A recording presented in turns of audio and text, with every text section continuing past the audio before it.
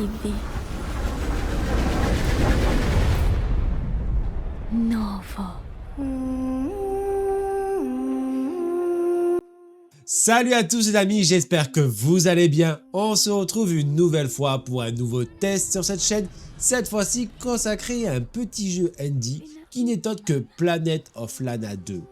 Alors que nous réserve la suite du 1 en termes d'histoire, de gameplay et tout simplement de voyage? Je te donne mon verdict dans cette vidéo, mais n'hésite pas à liker, commenter et à t'abonner pour donner de la force à la chaîne. Allez, sans plus attendre, plongeons-nous ensemble dans le monde de Planet of Lana 2.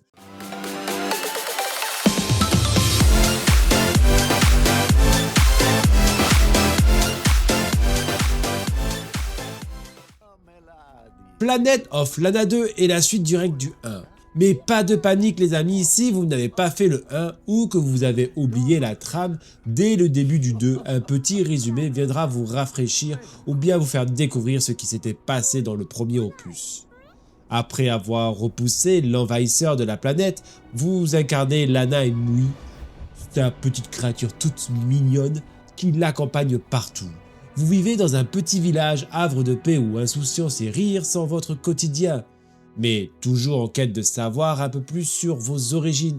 Oui, car à la fin du 1, vous apprenez aussi que vous n'êtes pas originaire de cette planète.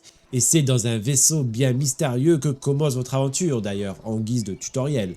Les bases classiques du gameplay vous seront enseignées dans cet endroit. Par la suite, l'intrigue se pose et c'est en partant en quête d'ingrédients, je ne vous spoilerai pas pourquoi, que vous parcourrez les horizons de la planète.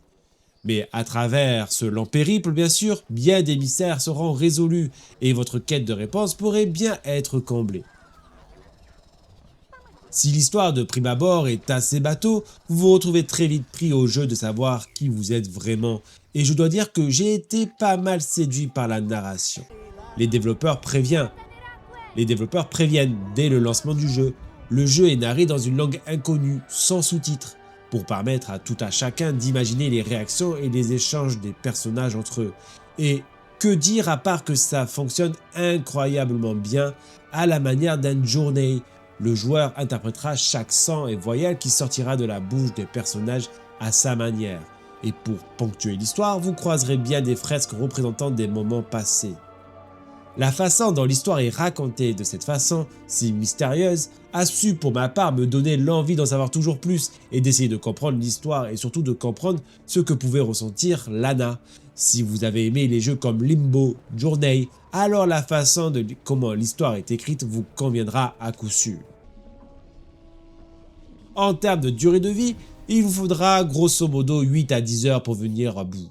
Le jeu se contemple, le jeu se vit à la manière d'un Journey, comme je l'ai dit, il est souvent contemplatif, immersif, pas très lent mais suffisamment pour vous provoquer un sentiment de « ça fait du bien d'avoir un jeu comme ça sans prétention ». Le jeu n'est pas bien dur, il ne propose pas différentes difficultés, toutefois vous croiserez de temps à autre des ennemis et si par malchance vous croisez leur radar ou leur vue par exemple, ça sera synonyme de mort immédiate. Pas droit à un essai, 2 essais, c'est le one-shot dès l'affrontement. Mais généralement, le point de contrôle n'est jamais très loin de ces moments-là, donc n'ayez crainte, ce n'est pas très grave, vous recommencerez juste à côté. D'un point de vue direction artistique, le jeu se veut simple mais chatoyant. Il dégage du jeu tantôt une ambiance apaisante comme vous êtes dans le village, et tantôt une ambiance angoissante. Par exemple, quand vous êtes dans les profondeurs marines, si vous êtes thalasophobique, attention, j'ai trouvé la sensation de profondeur pour ce style de jeu quand même pas mal bien rendu. Tous les biomes dégagent quelque chose, que ce soit le village, la montagne, les souterrains, les profondeurs, et j'en passe, l'identité de chacun est marquée et le dépaysement est total. En termes de technique sur PS5, le jeu est fluide, il est beau, il est net.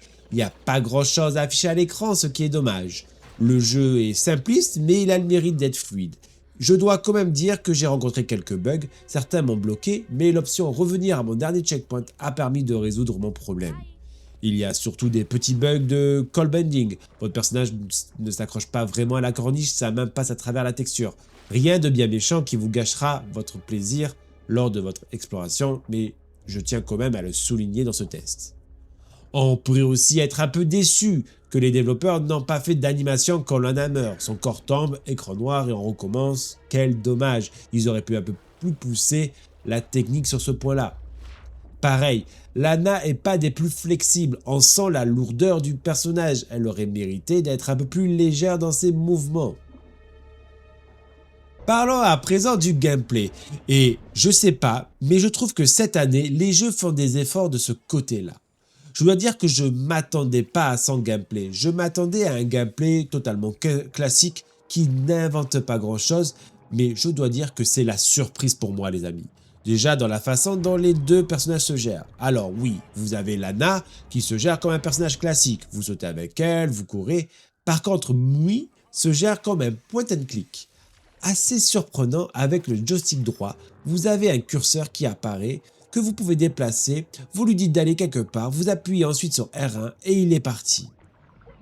Si au début c'est assez déroutant d'avoir ce gameplay assez dissymétrique, je dois dire que au fur et à mesure de l'aventure, ça se fait plutôt très bien. On finit par s'y faire très rapidement. Il faudra tout au long de l'histoire résoudre des puzzles sans être vraiment dur. La mécanique de certains sont assez chouettes et vous pourrez, grâce aux attitudes de Mui par exemple, prendre le contrôle de petites créatures qui laisseront des toiles pour les enflammer, pour faire un chemin pour aller détruire quelque chose de plus gros, par exemple. Ou bien prendre le contrôle de robots avec Lana. Le jeu renouvelle sans cesse son gameplay au fur et à mesure que vous avancez. Pareil, chaque biome a ses spécificités. Par exemple la montagne, il vous faudra vous cacher derrière des rochers, du vent hurleur sous peine de vous faire emporter. Ou bien dans les profondeurs, un petit sous-marin vous permettra d'aller toujours plus bas dans les abysses. Je vous le dis les amis, j'ai été vraiment surpris comment le jeu arrivait à me surprendre au fur et à mesure que celui-ci avançait dans son gameplay et dans sa boucle de gameplay. Pour un jeu indie, c'est vraiment chouette de se dire qu'à chaque biome, une nouvelle mécanique apparaît. Toutefois, petit point noir, l'imprécision du joystick gauche. Pendant certaines phases, Lana peut s'accrocher au rebord et devra de prise en prise sauter et monter. Mais pour cela, il faudra incliner le joystick dans la direction voulue et sauter. Malheureusement, je trouve que parfois ça se fait un peu mal, surtout dans l'urgence. Et votre personnage aura plutôt tendance soit à sauter droit comme un piqué, ou soit sauter dans la direction opposée. Pas vraiment fun, surtout dans les phases où on doit fuir par exemple.